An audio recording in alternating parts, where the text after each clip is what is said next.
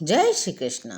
मैं संध्या शर्मा भक्तमाल की कथाओं के अंतर्गत आज शबरी जी की कथा सुनाने जा रही हूँ। शबरी जी पवित्र जीवन की थी। पवित्र जीवन के बिना पवित्रतम परमात्मा को कोई प्राप्त नहीं कर सकता। महर्षि मतंग अपने शिष्यों से चर्चा कर रहे थे और शिष्यों से कह रहे थे, जीवन को पवित्र बनाओ। पवित्र जीवन के बिना पवित्रतम परमात्मा को कोई प्राप्त नहीं कर सकता। इसलिए मन से, वचन से और कर्म से पवित्रता का पालन करो। शुचि भोजन, शुचि परिधान और अपना प्रत्येक व्यवहार को पवित्र होने दो। जीव मात्र पर दया करो। भगवत नाम में अनुरक्ति का सदा ध्यान रखो। तभी स्थावर, जंगम, लता, वृक्ष आदि विश्व की प्रत्येक वस्तु में उन्हें देख सकोगे। यही सच्चा धर्म है। जाति कुल की बाधा से यह धर्म सदा ही मुक्त है। महर्षि और उनके शिष्यगण जब चले गए तो शबरी उनके चरण चिन्हों पर लौट रही थी, जैसे उसे कोई अमूल्य निधि मिल गई थी। वृक्ष की ओट से ऋषि के समस्त उपदेश आदेश शबरी ने सुन लिए थे। उसकी आंखें बरस रही थी। शबरी का मन पर बाल्यकाल से ही बड़ा अशांत था। उनके घर में सब पशु पक्षियों का शिकार करते थे और उसी से उनकी क्षुधा पूर्ति होती थी। भोले भाले पशु पक्षियों की हत्या देखकर वह सिहर उठती थी। उनकी लहूलुहान देह देखकर वह अपनी आंखें बंद कर लेती थी। अकेले कोने में मुंह छिपाकर रोने लगती थी। चिंता, शोक और क्लेश से उसके दिन बीतते रहे। जब वह नव यौवन संपन्न नारी बन गई तब उसके विवाह की तैयारी होने लगी। उसका पति बड़ा वीर था। वह एक ही बाण से दो दो पक्षियों को मार लेता था। तेज से तेज दौड़ता हुआ हिरण भी उसकी आंखों के सामने से नहीं बच सकता था। जब अपने पति होने वाले पति की प्रशंसा शबरी कई लोगों के मुंह से सुनती तो वह छटपटा उठती। एकांत में जाकर अपने भगवान से प्रार्थना करती, हे देव, मुझे पापों से बचाइए। मैं तो अधम से भी अधम मूर्ख नारी हूँ। मुझे पद का ज्ञान नहीं है। आप मेरी रक्षा करें नाथ, मैं आपकी शरण में हूँ। प्रार्थना करते करते रातें बीत जाया करती थी। जब विवाह का दिन निकट आने लगा तो शबरी ने देखा उसके विवाह के लिए कई पशु पक्षियों को मारा जाएगा और भोजन बनाया जाएगा और उसका पति भी नित्य शिकार करके पशु पक्षियों को लाया करेगा। शबरी यह सब देख नहीं सकती थी। उसने अपना कर्तव्य निश्चित कर लिया। जब आधी रात का समय हुआ, चारों ओर सन्नाटा था। आकाश में तारे टुकुर टुकुर ताक रहे थे। शबरी चुपके से दबे पांव घर से निकल पड़ी और घने जंगलों में जाकर विलीन हो गई।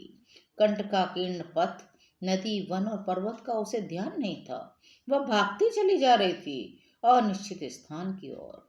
उसे केवल एक ही ध्यान था, मैं अपने माता पिता के हाथ में न आने पाऊं। मैं हिंसा से बची रहकर आजीवन ब्रह्मचारिणी बनकर प्रभु का भजन करूं। भागने में उसे अपने तन मन की भी सुधि नहीं थी। न भूख थी न प्यास थी। 2 दिन बाद वह पंपा सरोवर पर पहुंची। वह अत्यधिक थक गई थी। सुबह हो चली थी। सूर्य निकलने ही वाला था। उसी समय स्नान को आए हुए महर्षि मतंग की अपने शिष्यों के साथ चर्चा उसने सुन ली थी। महर्षि मतंग के दर्शन से उसके मन पर अद्भुत प्रभाव पड़ा। अपूर्व शांति का उसे अनुभव हुआ। उसने वहीं रहने का निश्चय कर लिया। उसने मन में सोच लिया, उसके रहने पर ऋषियों के तप में बाधा पड़ेगी। इसलिए उसने ऋषियों के आश्रम से दूर एक छोटी सी कुटिया बना ली। उसने समझ लिया, भगवान के प्राणाधार उनके भक्त होते हैं और भक्तों के कृपा हो जाए, भक्तों का दर्शन हो जाए तो भगवान की कृपा मुझ पर भी हो जाएगी।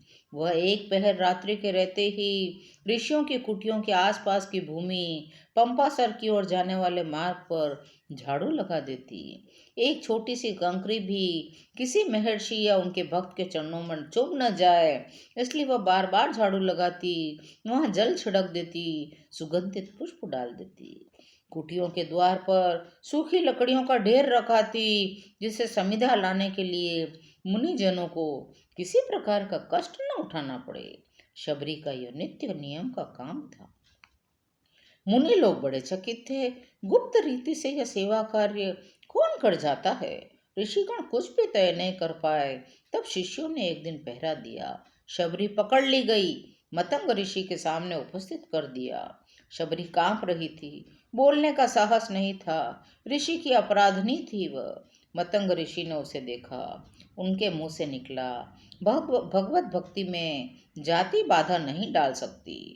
शबरी, तुम परम भगवत भक्त हो। शिष्यगण एक दूसरे का मुंह ताकने लगे। महर्षि मतंग ने शबरी से कहा, तुम मेरी कुटिया के पास ही रह जाओ, मैं कुटिया की व्यवस्था कर देता हूँ। शबरी दंड की भांति पृथ्वी पर लेट गई। उसके नेत्रों से प्रेमाश्रु बहने लगे। आज उसका भाग्योदय हुआ है। अब वह तपोधन महर्षि की सेवा खुलकर कर सकेगी। मतंग ऋषि पर अन्य ऋषिगण कुपित हो गए। अनाधिकार चेष्टा है यह महर्षि की, वे मर्यादा का उल्लंघन कर रहे हैं। भगवत भक्त की महिमा को अन्य ऋषि नहीं समझ पा रहे थे। अधम कहीं की, स्पर्श कर दिया मुझे, पुनः स्नान करना पड़ेगा। क्रोध से उन्मत्त एक ऋषि शबरी को डांट कर पुनः पंपासर की ओर चल ले। शबरी ध्यान मग्न जा रही थी, ऋषि का ध्यान नहीं था। ऋषि के बिगड़ने का भी उसे कोई ध्यान नहीं हुआ। वह अपने भगवान का नाम जपती हुई सरोवर से लौट रही थी। ऋषि ने स्नान नहीं किया, क्योंकि जब वे पंपासर में स्नान करने जाने लगे तो सरोवर में कीड़े पड़ गए। सारा जल रक्त में परिणत हो गया। खिन्न होकर वे स्नान किए बिना ही लौट आए। आपके बिना मैं नहीं रह सकूंगी मुनिनाथ, फूट फूट कर रोती हुई शबरी महर्षि मतंग से कह रही थी, मेरे आधार आप ही हैं। आप ही के द्वारा मुझे ऋषियों की थोड़ी बहुत सेवा का सौभाग्य प्राप्त हुआ है। आपके ही चरणों में रहकर मैं भगवान को पाने के लिए विकल हो रही हूँ। आपके बिना मैं कहीं की नहीं रहूंगी, परमार्थ सिद्धि भी नहीं कर सकूंगी देव। आपके साथ मैं भी अपना प्राण छोड़ दूंगी प्रभु। मतंग ऋषि ने शबरी को समझाया, अधीर मत हो बेटी, मेरा अंतिम समय निकट आ गया है, मुझे तो जाना ही है, परंतु तू अभी ठहर जा। दशरथ नंदन भगवान श्री राम यहाँ शीघ्र आने वाले हैं, तू उनके दर्शन करेगी और तेरी सारी साधना पूरी हो जाएगी। मतंग ऋषि ने नश्वर काया को त्याग दिया। शबरी चिल्ला पड़ी, महर्षि की बात तो सत्य होगी ही, भगवान दंडकारण्य में पधारेंगे, मुझे दर्शन मिलेगा। शबरी आनंद में छकी रहने लगी। पत्ते की खड़खड़ाहट से भी वह चौंक जाती थी, कहीं भगवान आ तो नहीं गए। वह प्रतिदिन मार्ग साफ करती, मीलों तक भगवान को जोर लगाती, भगवान पहले मेरे यहाँ पधारेंगे। यह ऋषियों का निश्चय था तो शबरी का भी निश्चय था। भगवान आए। आते ही शबरी की कुटिया का पता पूछने लगे।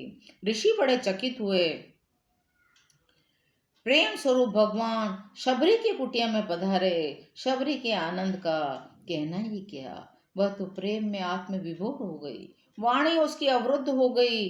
चरणों को पकड़कर आनंद सौंदर्यमय भगवान की ओर टकटकी लगाकर देखने लगी। आंसू बहाने के अतिरिक्त वह और कुछ भी नहीं कर पा रही थी। प्रभु, आपके लिए एकत्र किए हुए फल रखे हैं। बड़ी कठिनता से अर्घ्य पाद्य देने के बाद शबरी ने कहा, वह चुने हुए मीठे मीठे बेरों को प्रतिदिन भगवान के लिए रखती थी। उन बेरों को ले आई, बड़े प्रेम से देने लगी। भगवान आनंद पूर्वक खाने लगे। भगवान को उन बेरों में इतना अधिक स्वाद और आनंद का अनुभव हो रहा था, जैसे प्रेममयी जन्मदायिनी जननी कौशल्या जी उन्हें भोजन करा रही हूँ। शबरी अत्यंत प्रेम से प्रार्थना करने लगी, प्रभु, मैं किस तरह से आपकी स्तुति करूं। मैं अधम जाति की हूँ, मैं जड़मती हूँ और अधम में भी अधम नारी हूँ, मैं बड़ी मति मंद हूँ। तब भगवान ने उत्तर दिया, सुनो भामिनी, भक्ति कई तरह से होती है, तुम तो मेरी बड़ी प्रिय भक्त हो। भगवान ने नवधा भक्ति का निरूपण किया। ऋषियों का समुदाय शबरी के आश्रम में भगवान के दर्शन के लिए आया। ऋषियों का ज्ञानाभिमान लुप्त हो गया। वे मतंग ऋषि के तिरस्कार के लिए पश्चाताप करने लगे और शबरी से कहने लगे, शबरी तू धन्य है। तब ऋषियों ने पंपासर में कीड़े पड़ने और जल के रक्त के रूप में परिणत होने की बात भगवान से कही। तब भगवान बोले, मतंग मुनि से द्वेष किया, बाल ब्रह्मचारिणी सन्यासिनी परम भगवत भक्त साध्वी शबरी के अपमान करने से सरोवर की यह दुर्दशा हुई है। यदि शबरी पुनः उस सरोवर को स्पर्श कर लेगी तो वह शुद्ध हो जाएगा। भगवान के आदेश अनुसार शबरी ने सरोवर को स्पर्श किया, जल पूर्ववत निर्मल हो गया। भगवान उसकी कुटिया से चलने लगे। शबरी अधीर हो गई। चरणों की दृढ़ भक्ति भगवान ने उसे दे ही दी थी। अब उसे कुछ पाना शेष नहीं था। उसकी सारी आकांक्षाएं प्रभु ने पूरी कर दी थी। अब वह भगवान से विलग होकर किसके लिए जीवन धारण करती। ऋषिजनों के सामने ही उसने अपनी पार्थिव देह त्याग दी। ऋषिगण शबरी का जय जयकार करने लगे। धन्य थी शबरी, धन्य थी शबरी की प्रेममयी अद्वितीय भक्ति। आज की कथा यहीं विराम लेती है। शेष कथा अगले अंकों में। जय श्री कृष्ण।